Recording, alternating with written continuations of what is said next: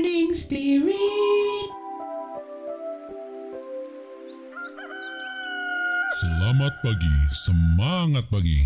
Shalom Bapak Ibu Saudara-saudariku yang dikasih oleh Tuhan Yesus, bertemu kembali di dalam Morning Spirit. Saya berdoa pagi hari ini kita semua dalam keadaan sehat dan diberkati oleh Tuhan Yesus. Tema kita pagi hari ini adalah hikmat dari atas versus hikmat dari dunia.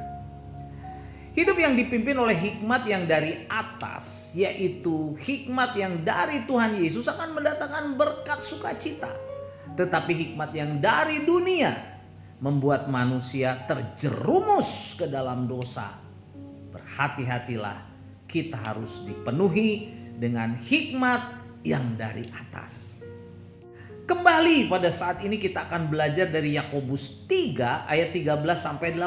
Kita akan belajar 3 kebenaran sehubungan dengan tema kita saat ini, yaitu hikmat dari atas versus hikmat dari dunia. Yang pertama, perbandingan tentang asalnya. Hikmat yang dari atas dan hikmat yang dari dunia. Yakobus 3 ayat 15 berkata, itu bukanlah hikmat yang dari atas, tetapi dari dunia, dari nafsu manusia, dari setan-setan. Nah Bapak Ibu yang dikasih oleh Tuhan, juga saudara-saudariku, hikmat yang dari atas adalah hikmat yang dari Tuhan Allah sendiri. Tetapi hikmat yang tidak benar, yang berasal dari dunia, dan juga dari nafsu manusia dan dari setan-setan, adalah hikmat yang dari dunia ini. Hikmat yang benar datangnya dari Tuhan Yesus.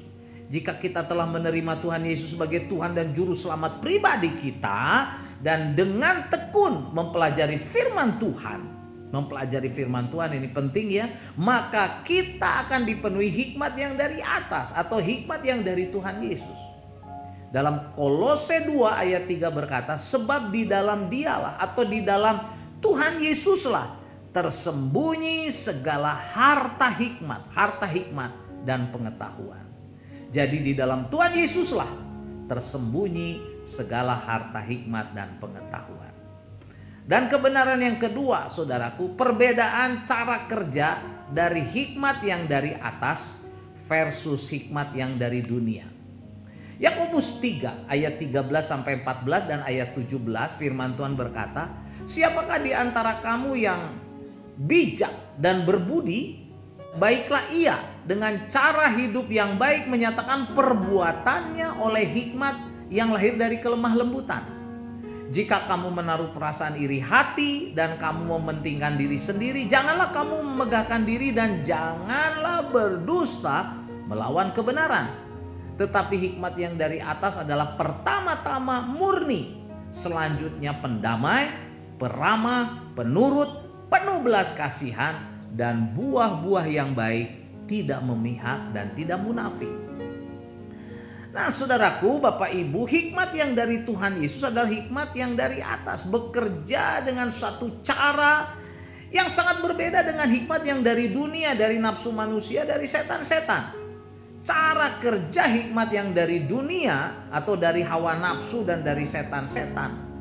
Pertama, ada iri hati, mengandung arti ambisi pribadi yang hanya mementingkan diri sendiri, tidak suka melihat orang lain diberkati. Iri hati, saudaraku. Dan kemudian yang kedua, hikmat yang dari dunia ini mementingkan diri sendiri. Artinya hanya memperhatikan egonya sendiri, kepentingan dirinya, peduli hanya untuk dirinya sendiri. Kemudian yang ketiga, ciri hikmat dari dunia ini memegahkan diri, saudaraku. Dipenuhi dengan keangkuhan, mengagungkan diri sendiri, bukan mengagungkan Tuhan Yesus. Dan yang keempat, hikmat dari dunia ini, saudaraku, dipenuhi dengan dusta atau pendusta. Artinya hidup melawan kebenaran, hidup tidak sesuai dengan firman Tuhan. Nah kemudian ciri kerja hikmat yang dari atas atau dari Tuhan Yesus. Pertama, saudaraku, cirinya adalah kelemah lembutan, artinya ada kekuatan yang terkendali. Kelemah lembutan artinya juga dapat menguasai diri, saudaraku. Kemudian yang kedua, ada kemurnian, artinya ada kesucian. hidup dalam kekudusan, saudaraku.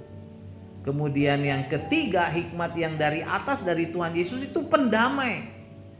Jadi hikmat yang dari Tuhan Yesus itu membawa perdamaian, kerukunan. Sedangkan hikmat yang dari dunia ini, saudara, permusuhan, perpecahan, saudara, kebencian dan sebagainya. Kemudian tanda yang kelima, hikmat yang dari atas dari Tuhan Yesus itu peramah. Artinya tidak sombong, saudaraku ya. Dapat bergaul dengan baik, hidupnya sopan.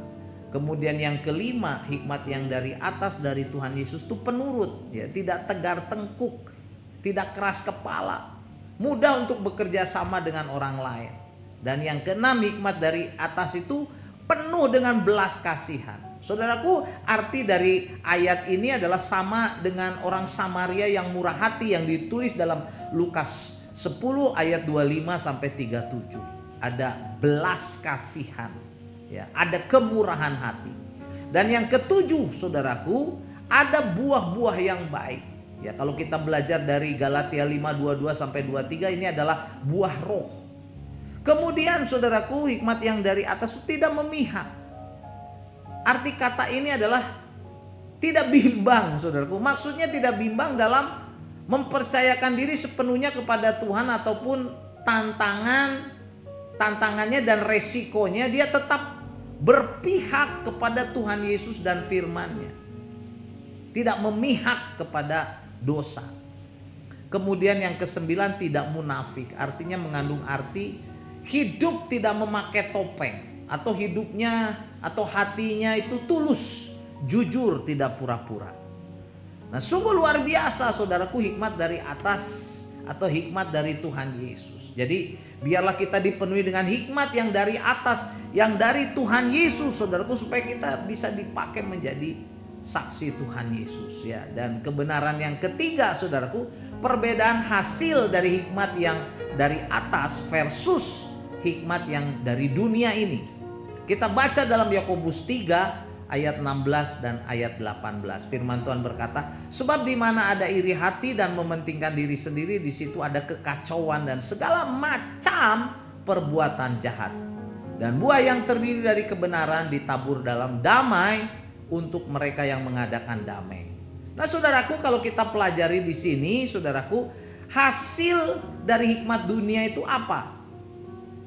Saudaraku, hasil dari hikmat dunia adalah menghasilkan kekacauan dan segala macam perbuatan jahat. Sedangkan hasil dari hikmat yang dari atas itu menghasilkan berkat Tuhan, yaitu buah-buah kebenaran yang membawa damai sejahtera. Jadi, saudaraku, marilah kita sungguh-sungguh setia mengikuti Tuhan Yesus, belajar firman-Nya, saudaraku, supaya kita hidup dipenuhi dari hikmat yang dari atas, hikmat yang daripada Tuhan Yesus, saudaraku, sehingga hidup kita dipenuhi dengan buah-buah kebenaran yang membawa damai sejahtera. Haleluya, ya. Dan saudaraku, Yakobus 3 ayat 17 berkata, tetapi hikmat yang dari atas pertama-tama adalah murni, selanjutnya pendamai, peramah, penurut, penuh belas kasihan. Dan buah-buah yang baik, tidak memihak dan tidak munafik. Biarlah kita semua, saudaraku, dipenuhi dengan hikmat yang dari atas, hikmat yang daripada Tuhan Yesus melalui kebenaran firman Tuhan.